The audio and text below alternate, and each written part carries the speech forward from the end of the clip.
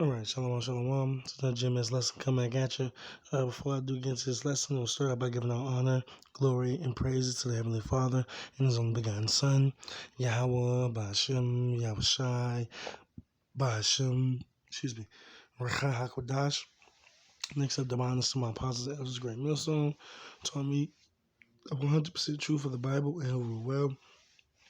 Peace, love, salutations to all the brothers across the four corners of the earth, pushing this truth in all diligence and sincerity, right?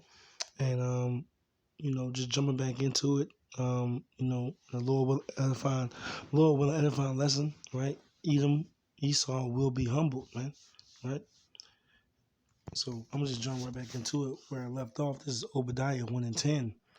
For thy violence against thy brother Jacob, shame shall cover thee, and thou shalt be cut off forever, right? Going into like we read in Genesis 27:41, when this devil made a covenant with himself that what? He would slay his brother Jacob, right? And he has been doing that, right? With his blessing the sword, he has been putting Jacob to death ever since he made this covenant with himself, man, right? With no remorse.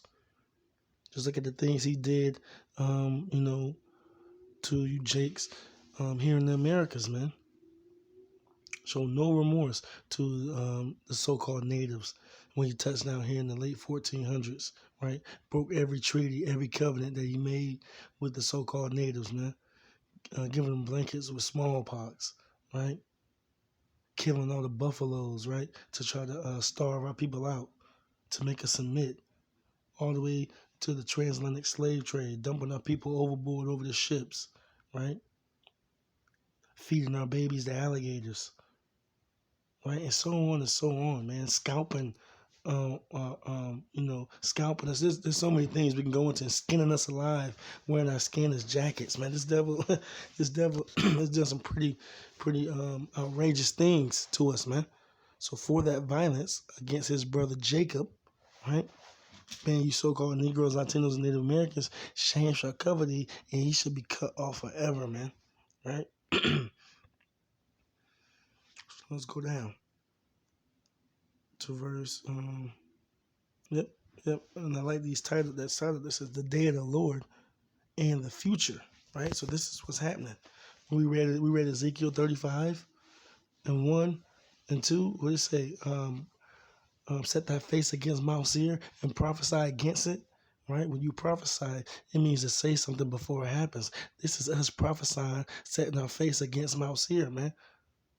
It says the day of the Lord and the future. So this is what's going to happen. This is what's going to happen in the near future as it concerns Esau, Edom, and, his power structure that he set up here in the world, which he is running in wickedness, man. Right? And along with the rest of these heathens as well. Right? Well, we're going to jump right into it. This is Obadiah 1:15. Right? For the day of the Lord is near upon all the heathen, right? So what we read right now is going to happen to all the heathen, man. And when it comes to the day of the Lord, this is what it pertains to, man. Right? But so any of these other heathens, right? And including 2/3 of our people, right? 2/3 of our people are going to catch hell too. But these heathen, they try to claim that they believe in the Lord, or they can be accepted and they can be brought into this thing. But this is what the day of the Lord entails for all the heathen, man. As thou hast done, it shall be done unto thee. Thy reward shall return upon thine own head. So now look at all the look throughout history, how you've done and how you treated the so-called Negroes, Latinos, and Native Americans, man. If we could just take it back, we could just bring it to where we're at here today. How do you treat the so-called Negroes, Latinos, and Native Americans, right? Right? You got you heathens, they set up shop in our neighborhoods, right? And they kick us while we down, while we're here, serving captivity under Esau, even the so-called white man. These heathens don't do anything to help out. They put their beauty supply stores in our neighborhood, right? They put their 7-Eleven marts in our neighborhood. They put their gas stations, with the Hamites, the so-called Africans, along with the Arabs, the so-called Arabs, so-called not so-called but Ishmael, right? They put their Chinese stores, right, next to right in our shopping centers, right? We don't have, we don't have nothing of our own here. These heathens, they set up shop in our neighborhoods, and then they stay across town. But what their money comes in from us consuming, man, and putting our money into their shops, man, right? And that's just a small thing. That's just a small thing that they got going on. But what these heathens are confederate against us, man, right? So all the things that they've done throughout history, all the things that they're doing still to this day, is gonna fall back on their own heads, man. This is verse 16. For as ye have drunk upon my holy mountain, so shall all the heathen drink continually. Yea, they shall drink, and they shall swallow down, and they shall be as though they had not been. What are they gonna be drinking? That cup of slavery, man. That cup of servitude. That cup of captivity, man. Right? Like we read in Isaiah 14. Israel is going to possess their possessions. This whole world was made for our sakes, man. So what's in the world? These heathens. These heathens is a part of the world, and we're going to possess them because they're our possessions, man.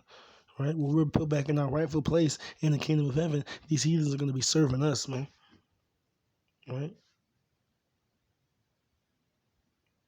Let's get that real quick.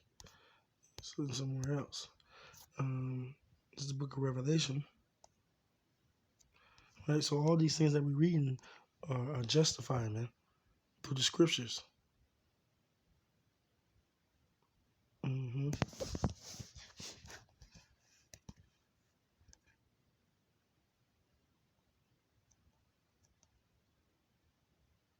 Mm-hmm. It's like, yeah. Pull it.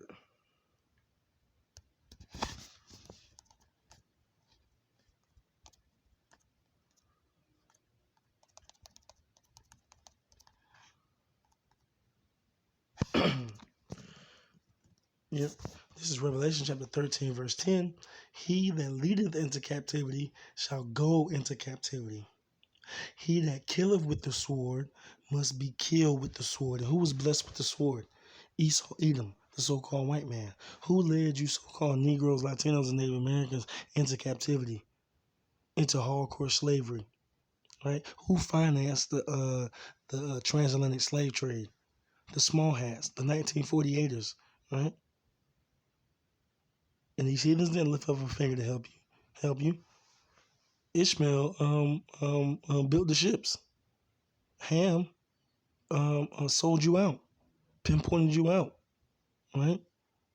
These other nations ain't do nothing to help you in your time of need, man. So let's read that again. He that leadeth into captivity shall go into captivity. He that killed with the sword must be killed with the sword, right? Who's still dying in the middle of the street, man? Hands up, don't shoot. Right? I can't breathe, right? The Beyond the Taylors, man, there's so many names, man. I forgot about the guy that just got killed by the Memphis police, right? Who were all Jakes, but what?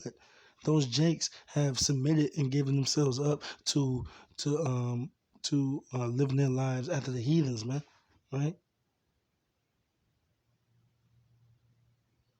This devil has put us in this situation, man, right? So he's to blame when you go up to the top, man. When you cut the head of the snake off, he's there, man.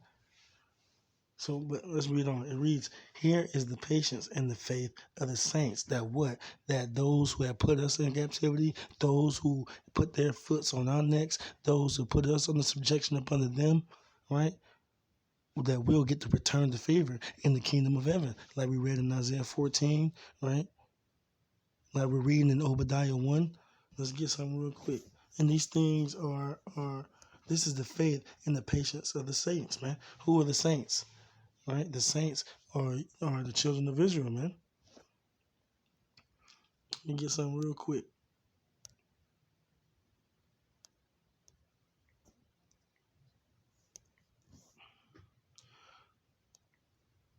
Mm, mm.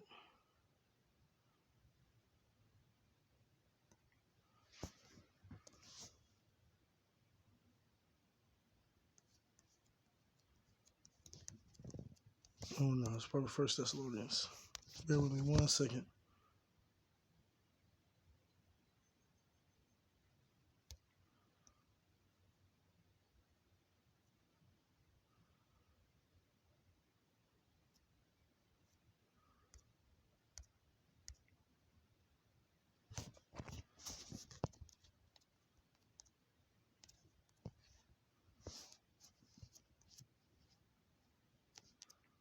Yep, Second Thessalonians, Salakia.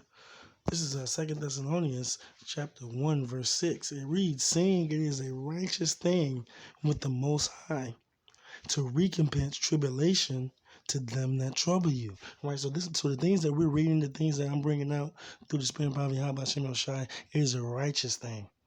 Right? Oh, it ain't no it ain't wrong, right, in the eyes of the Most High. Right? It says it is a righteous thing with the Most High. Right? To recompense tribulation, right? Let's give it that word, tribulation.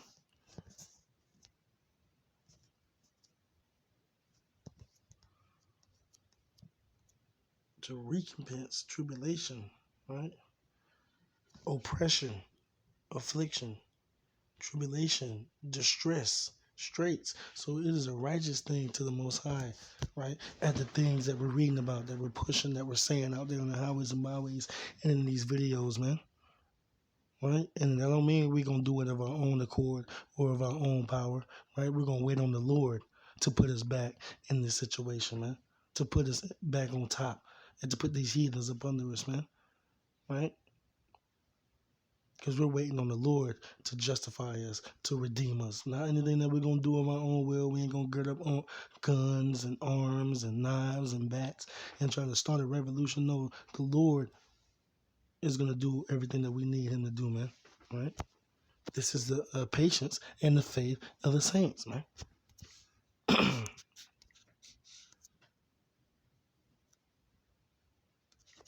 Now let's go back to Obadiah real quick. Bear with me. This is Obadiah 1. And where were we at? 16. It reads, for as ye have drunk upon my holy mountain, so shall all the heathen drink continually, yea. They shall drink, and they shall swallow down, and they shall be as though they had not been. Right? Verse 17. But upon Mount Zion shall be deliverance, and there shall be holiness, and the house of Jacob shall possess their possessions. Then we read that, right? This is the future. This is what's going to happen. Israel's going to be back on top, and we're going to possess our possessions, which is this world, man, and everything in it. And we're going to rule it in righteousness up under the rule of Lord Yahweh Shai, man. Verse 18, it reads, and the house of Jacob shall be a fire, and the house of Joseph a flame, and the house of Esau for stubble, and they shall kindle in them and devour them, and there shall not be any remaining of the house of Esau, for the Lord hath spoken it. Right? So both kingdoms, the northern and southern kingdom, we're going to be one again, right? And we're never going to be broken up ever again. In the house of Esau, right? It says the house of the house of Jacob and the house of Joseph a flame, and the house of Esau for stubble, man. Right? Because there's a prophecy. Because the prophecy, right? This devil, after 1,000 years of hardcore slavery, we're gonna gather all the Edomites up and we're gonna put them in a pit, man. And they're gonna be burnt to a crisp, man. And they're gonna be cut off as being a people, man. Right? The house of Esau is gonna be no more. See, that's the difference. These heathens are gonna serve 1,000 years of hardcore slavery, but then they're gonna go back to the lands that we give them, continue to serve us, right? But the Esau Edom, after his captivity is served, he's gonna be cut off, man. Right? So this is the humbling of Esau Edom, man. Right? And these other nations, but what chiefly Esau Edom, the so-called white man. Right? So Lord, when that was edifying, I'm gonna go ahead and close it out, giving peace and love to your elect. Shalom.